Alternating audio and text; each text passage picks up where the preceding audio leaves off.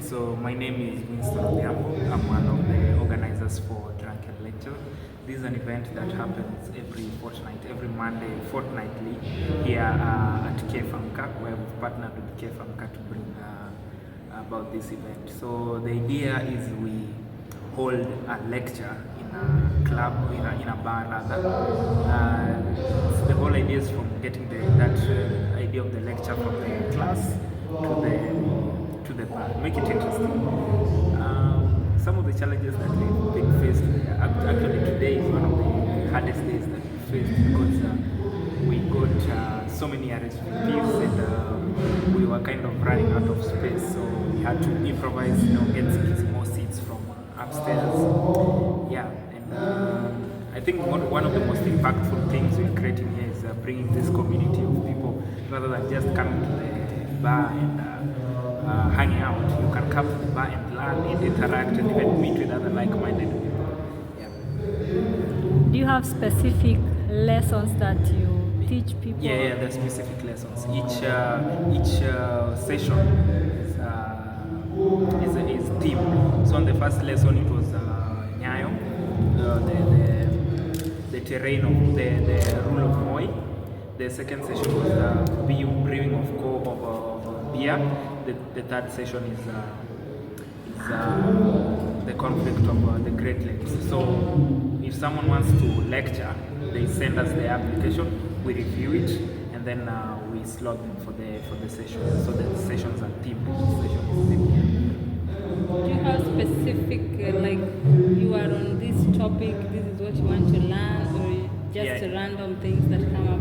This specific topics, this is what we want to learn. Yeah, each session has its specific topics, but it's open. I mean, anyway, we can talk about anything and everything. Yeah, it's not only limited to social or political spheres. It's everywhere, even economic, art. Yeah, everything. Yeah. Your target audience, maybe age gap? At first, we were targeting 25 to 30 because we knew Gen Zs would come when they hear something like this.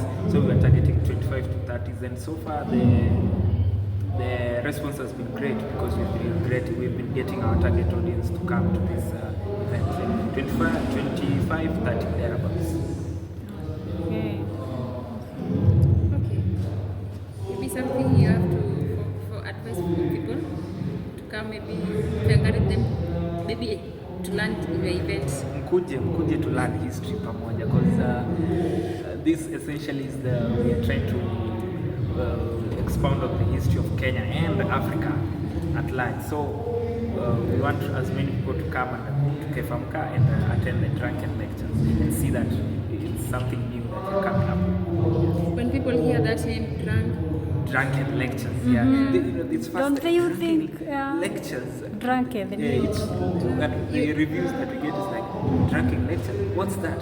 I'd like to know more about that. Yeah. So when we tell them, they are actually interested. So it's a lecture in a bar. Oh, I'd like to see how that works. So it's actually a quippy name that gets people interested to attend the sessions. Yeah. Don't you think the first time they hear the word drunken, they'll think it's for drunkard? Yeah. Yeah. It's a club thing. Actually, I thought it's for drunkard. You also know that before you explained. Again, could you repeat the question? I said the word drunkard. We also thought that it's something maybe people coming to drink.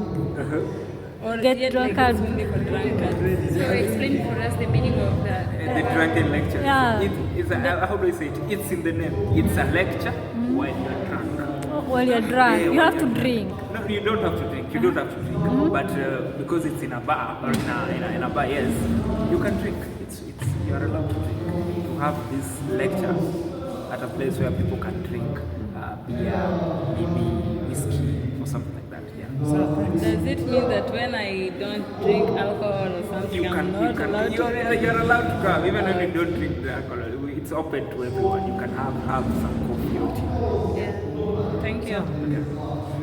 Your social media handles? Drunken Lectures KE on Instagram, Drunken Lectures, the Drunken Lectures on Twitter, the Drunken Lectures KE on TikTok. Yeah. Thank you so much. Should I be like hi? Yeah. Say, my name is Mutinda Kilonzo. I am a co-founder of Drunken Lectures. Yeah, Drunken Lectures is essentially a community of people. We created this forum for people. It's for people by people. So essentially we come together as a community and engage in different questions, different themes from one week to the other. So we tried making very intellectual stuff and things about knowledge and all that stuff to be fun. So that's why we made it social. That's why we're in a club or a restaurant, we might call it. But essentially that's why the name Drunken Lectures. So a bunch of people coming together to sit down and listen to a lecture once a week on Mondays, and over a cup of whatever you want to drink. You can drink a mocktail, you can drink a cup of coffee, anything. But essentially it's Drunken Lectures. So we try to encourage people to have these kind of conversations and to seek knowledge and information in whatever way that they can. So yeah, we made it very social and accessible. It's essentially the lectures you guys have at class, or when you sit at home and you're watching a random YouTube documentary, but then you're at home and lonely. So we decided to take away that whole fact and try to make it as social and very community based as you can. That's why the name Drunken Lectures, and that's the whole idea behind it. What was the inspiration behind the whole? The inspiration was from just the way I've described it. Me, I'm a co-founder. My other founder is Matthias Mwangi. The inspiration was, I work in a very literature-focused place, so we host events for guys to learn stuff on literature, but it's normally very strict and constrained. So we're in classes, we're in libraries, and Moas works in a very social setting, but he also likes this other side. So we tried to find a way where the two worlds can meet. So the inspiration was creating a community where somebody can have fun while still learning and having information, because we're in an era where information is key and people are seeking this knowledge, at the same time seeking community everywhere so they can find it. Yes. So that was the inspiration. Who are some of the sponsors in your event? And if no, are you looking forward to partner with maybe with some brands? Yeah, for now we are self-sponsored. It was our idea, we came up with it and we developed it, approached Cafe Amka, they gave us a venue. So far the only partners we have is Cafe Amka, but in terms of just giving us the space to host the event. So we don't have any sponsors or anything along these lines, but we're very much open to work with other people. We feel like a lot of communities can benefit from this, a lot of organization. We have a congregation of over 150 people seated there right now. So these are people who are willing to learn, who are willing to hear, so we can definitely preach an agenda to them. So we are very much willing to partnering and working with different organizations in whatever spectrum. We've worked with 254 Beer District before. The last lecture was about beer and brewing, so that's the only one we've done so far, but we're very much open to working with other guys. And the age, what's the age of the people you want to be in your event, maybe? The people who to attend, the audience we're looking for. They just Gen Zs or? Yeah, the age bracket of the people we're looking for. Well, our age bracket typically lies between 25 and let's say 40, 50, somewhere like that. Somebody who can get out of the house. 25 to 50. Yeah, let me say, yeah. So a very mature audience, because that's a very millennial age set, and people are very lonely. So those are people who have a free Monday. They can spare their Monday afternoon to come and learn something. They yearn for knowledge. There are people who are very into books and all those kind of things. So that's our age bracket. So millennials, to be honest, millennials and early boomers. Yeah. I know you had goals when starting. So Yeah. far, have you seen like you've made any progress so far? Yeah. Have you made? Yeah. If you've made any progress with our goals? Yeah. So far, yes. First of all, this event happening, you guys doing this is a very big achievement to us. It's a big milestone. We have a congregation of over 5,000 people online. We normally do events and we RSVP for our events. So like they're normally sold out within 12 hours. Tunekanga posta asubuhi, by saa 8, saa 9 it's sold out. So our main goal was to create a community. So number one, we feel like we've done that. Number two is it's ticking the boxes it's supposed to tick. It's very social. People are having fun, people are laughing, and people are still showing up and learning something. Right now, we're talking about the conflict in DRC Congo. So we are doing social awareness and we're spreading this civic education to people because we feel like it's knowledge they should know. but at the same time they're having fun on the team. So it's a win-win for both teams. So yes, I feel like we've achieved our goals of one, creating a community, making it as social as possible, and getting it out there to the necessary people who we need to make this journey as big as we can. That's including you guys who are interviewing us today. So yes, I think we've hit our goals. And So how long are you planning to do this? For how long? as long as we can. As long as we we can. can. I feel like it's very sustainable. The topics are there. The topics will ever be there. So it's gonna be there for a very long time. You guys need to get ready to interview the next 5 years again, and it's gonna be a very big thing. So yeah, we're gonna be here for a very long time.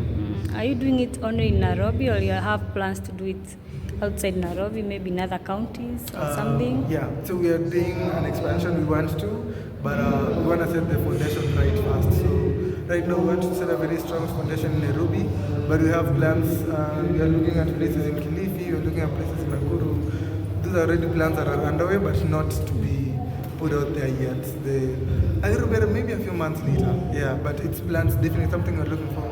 I feel like other places have been excluded when it comes to creating these kind of things, and fun things are only centered in Nairobi. So we're looking to take the gospel of drunken lectures into other different places. So yes, we're looking to expand. Thank you so much. And your socials? Maybe your social media handles where people can get you. The social media handles for the Drunken Lectures, first of all, is Drunken Lectures, KE. On TikTok, on Instagram, it's The Drunken Lectures. So The Drunken Lectures, if you search The Drunken Lectures on Instagram, on TikTok, on Twitter, it's on Facebook too. It's there. We're not yet on YouTube, but yeah. My personal one, my name is Mutina Kilonzo, so that's all I'm gonna give. Yeah. Okay, thank you. That's so much. Something. Asante. You have Happy to be here.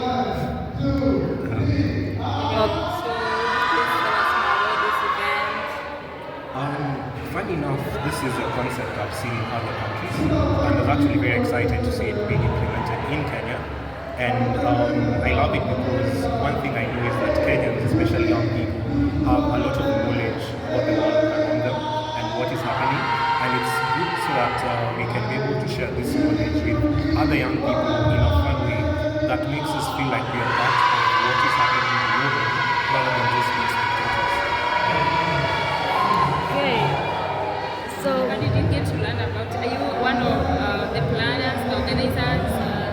Actually, I'm not an organizer for the event. I actually saw the event online on their TikTok page, and I dragged my friends here. And so far, we've been having such an amazing time. Yeah, I hope it's fun. it's very fun, and I'd encourage anybody who's looking for fun things in Nairobi, please come mingle with young people, like-minded people who actually want to learn about the world around them. Yeah. What are some of the important things that you learn from the event? I think first and foremost, you get to learn about the world because the topics that we actually discuss here are current world events. So everything ranging from geopolitics to socioeconomic status to Kenya's history really, and the history of the continent and globe as a whole. Yeah. maybe what advice can you give to young people out there relatable to this event, maybe? I'd say education is the key, I guess. Sometimes you think of education as something to get us jobs, but sometimes that's not the case. Education helps us to better understand the world that we live in. So I'd say read as many books as you can, expose yourself to as many things as you can, no matter how irrelevant you think they are. If anything, they make you a more interesting person.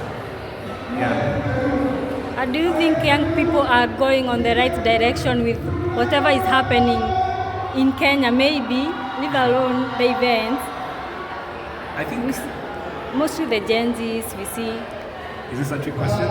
Yeah? Is this a trick question? No?